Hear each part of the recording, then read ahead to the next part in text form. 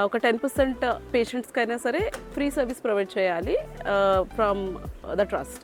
My husband, my best friend, ఇంకా ఏంటి my life coach. ఇయర్స్లో నేను ఎప్పుడూ గిఫ్ట్ కొనివ్వలేదు నా హస్బెండ్కి. This is first time. మా నాన్నతో ఏ ఫంక్షన్ అయినా సరే కొంచెం మందితో అవ్వదు అది. సో ఒక 50 మంది అన్నా ఉండాల్సిందే. సో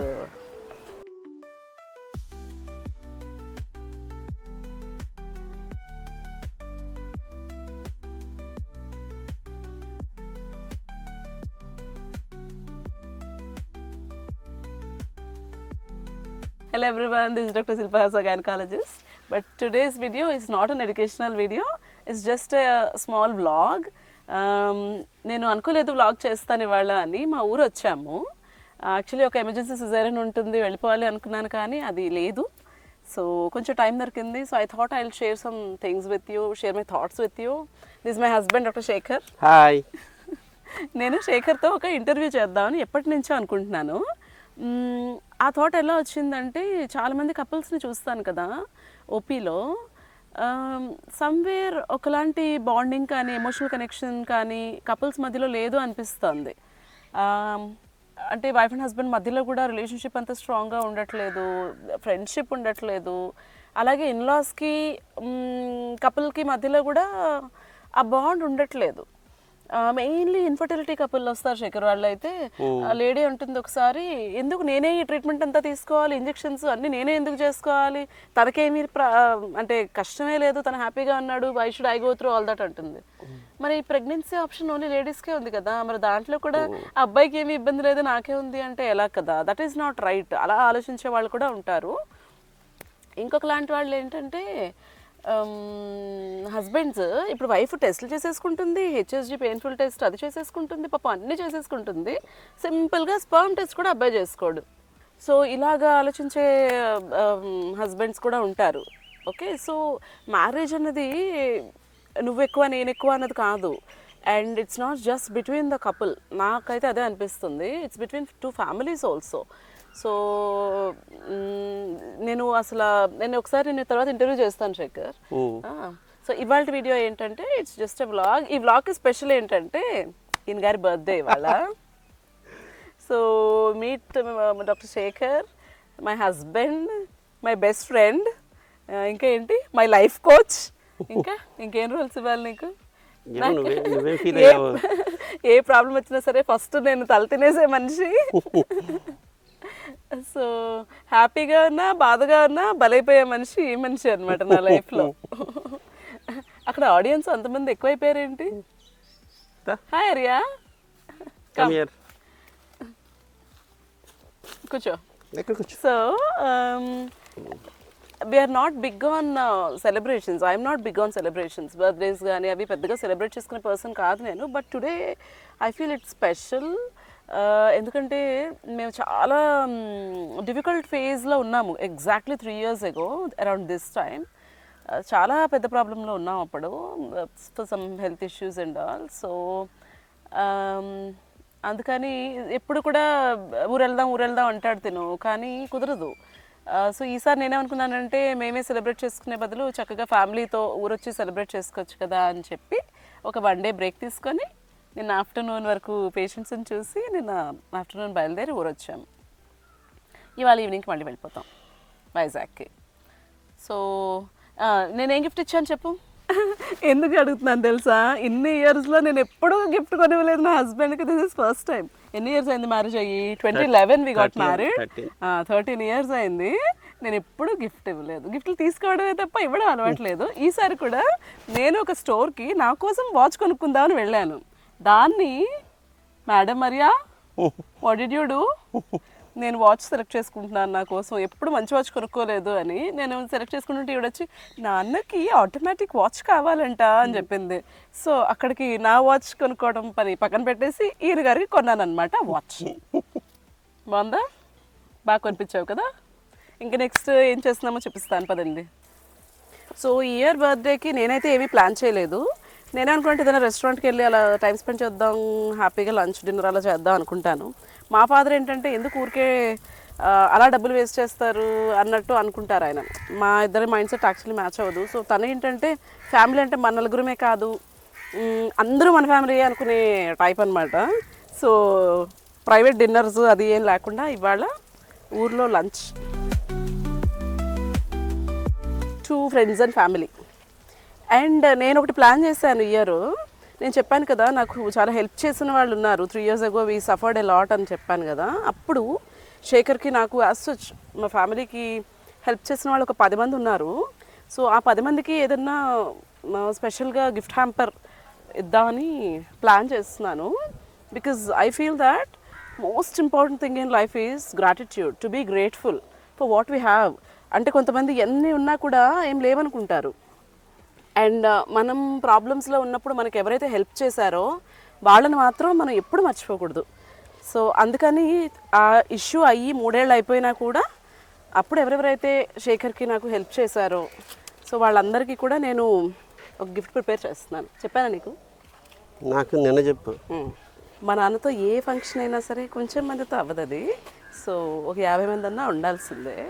సో నాన్న హాయ్ చెప్పు. హాయ్. నేను అక్కడికి వెళ్ళి చెప్తాను చెప్పాలన్నది, ఇక్కడ చెప్పను. రండి.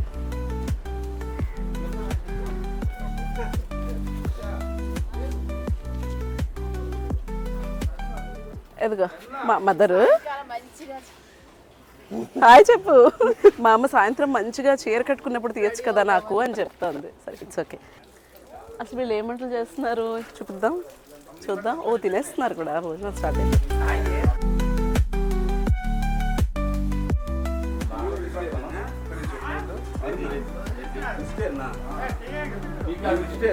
తింటాం తింటామా.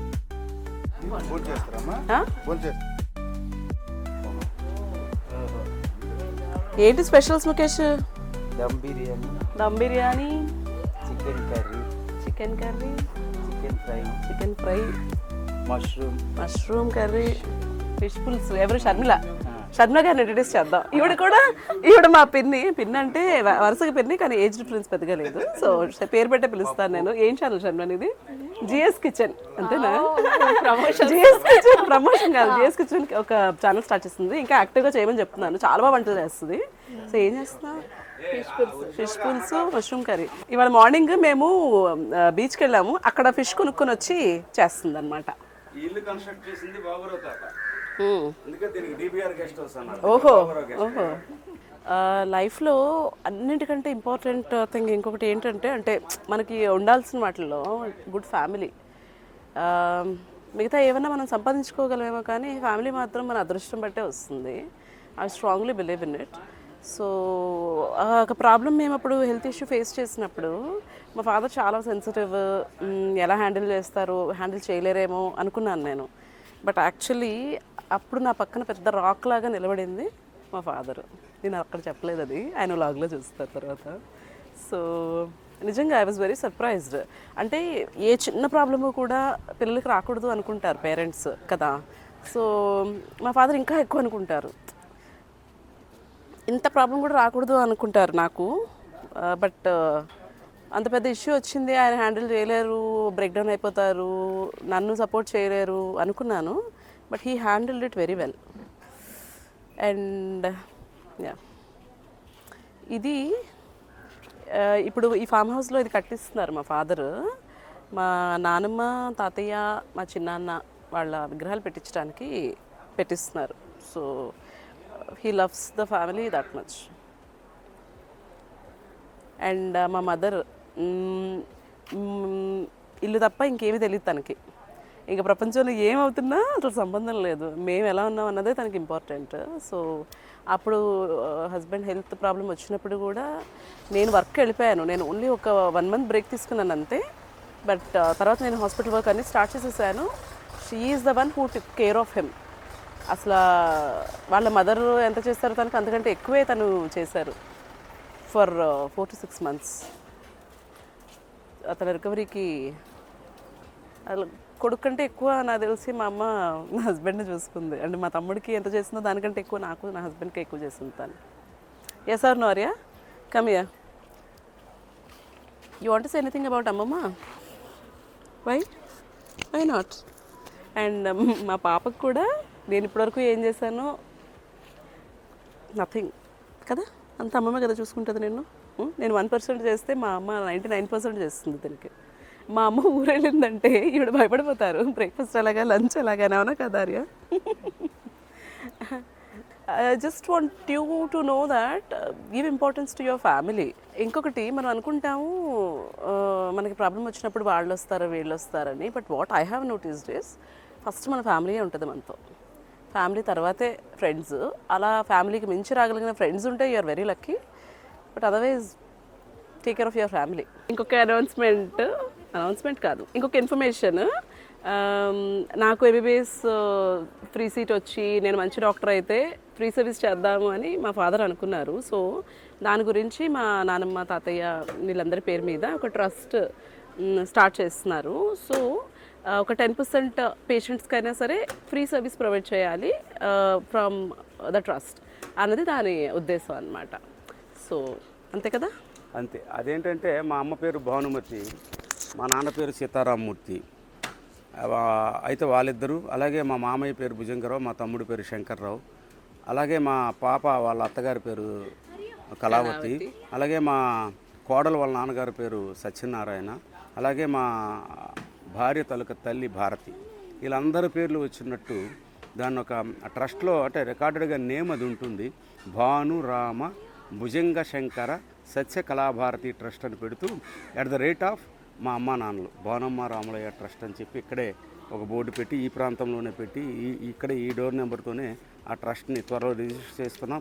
దానికి మినిమం ఫండ్స్ ఒక 10 లక్షల వరకు మా కుటుంబ సభ్యులమే గ్యాదర్ చేసుకుని అందులో పెట్టడం జరుగుతుంది. అతి త్వరలో మా అమ్మా నాన్నలు విగ్రహాలు, నా తమ్ముడు విగ్రహం, నా ప్రాణానికి ప్రాణమైన నా తమ్ముడు విగ్రహం ప్రారంభోత్సవం రోజున కొంతమంది ప్రజాప్రతినిధులు పిలిచి మా గ్రామస్తులను పిలిచి ఓపెనింగ్ చేసిన రోజున ఆ ట్రస్ట్ కూడా అదే రోజు నుంచి పని చేయడం ప్రారంభిస్తుంది. Okay, thank you. అండ్ ఇంకొక విషయం ఏంటంటే మంచి ఫ్రెండ్స్ ఉండడం జీవితంలో అనేది ఒక అదృష్టం. మా ఫాదర్ వైజాగ్లో ఉన్నా సరే ఇక్కడ అన్ని పనులు కూడా చాలా స్మూత్గా అయిపోతుంటాయి. ఇప్పుడు ఈ ఫామ్ హౌస్ కన్స్ట్రక్షన్ కానీ, ఇప్పుడు ఇది చేయించడం కానీ, చాలా మంచి ఫ్రెండ్స్ ఉన్నారు మా ఫాదర్కి. సో వాళ్ళ పిల్లల్లాగే మమ్మల్ని కూడా చూసుకుంటారు. మాకు చాలా కంఫర్టబుల్గా ఉండేలాగా ఇక్కడికి ఎప్పుడు వచ్చినా చాలా ప్రేమతో ఉంటారు. సో ఇకిగా అనే బుక్ ఉంటుంది కదా, దాంట్లో కూడా అదే చెప్తుంది. We have to be a part of our society. We have to think that we're a part of a society. So చుట్టుపక్కల ఉన్న వాళ్ళందరినీ కూడా మన వాళ్ళే అనుకున్నప్పుడు మన లైఫ్ స్పాన్ పెరుగుతుంది. మన ఆలోచనలన్నీ పాజిటివ్గా ఉన్నప్పుడు it will help us in our mental health as well as our longevity. So ఇది ఎందుకు చెప్తున్నానంటే ఇప్పుడు ఇక్కడ వచ్చామంటే లంచ్ చేస్తుంటే ఒక పండుగలా ఉంటుంది. మేము వండుకునే వాటి కంటే చాలామంది ఇంట్లో వండి తెచ్చేవే ఎక్కువ ఉంటాయి. సో పల్లెటూరు ప్రేమలు అలాగే ఉంటాయి కదా.